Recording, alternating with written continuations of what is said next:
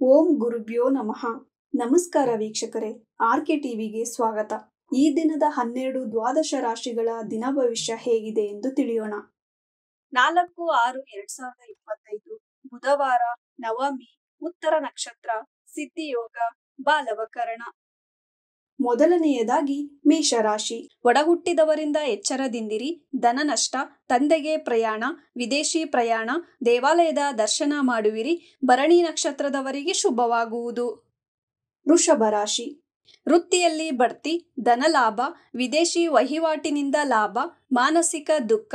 ರೋಹಿಣಿ ನಕ್ಷತ್ರದವರಿಗೆ ಶುಭವಾಗುವುದು.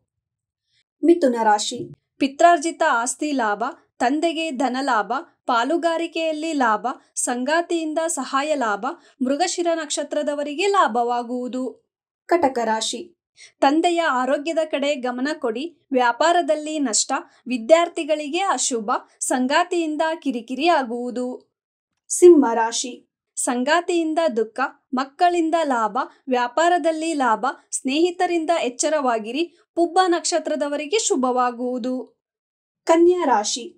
ಪಾಲುಗಾರಿಕೆಯಲ್ಲಿ ಎಚ್ಚರವಾಗಿರಿ. ಸಂಗಾತಿಯಿಂದ ಕಿರಿಕಿರಿ, ವೃತ್ತಿಯಲ್ಲಿ ನೆಮ್ಮದಿ, ವಾಹನದಿಂದ ಲಾಭ, ಭೂ ಖರೀದಿಯಲ್ಲಿ ಲಾಭ.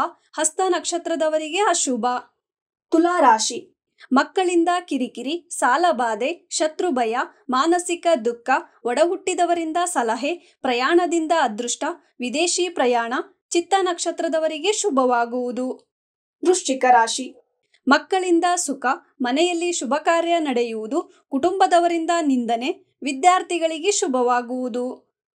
ಧನಸ್ಸು ರಾಶಿ. ಕುಟುಂಬದವರಿಂದ ಪ್ರಯಾಣ, ಪ್ರಯಾಣದಿಂದ ಧನಲಾಭ, ಮಾನಸಿಕ ಕಿರಿಕಿರಿ. ಒಡಹುಟ್ಟಿದವರಿಂದ ಸಂಚು, ಎಚ್ಚರದಿಂದಿರಿ. ಪೂರ್ವಾಷಾಢ ನಕ್ಷತ್ರದವರಿಗೆ ಶುಭವಾಗುವುದು.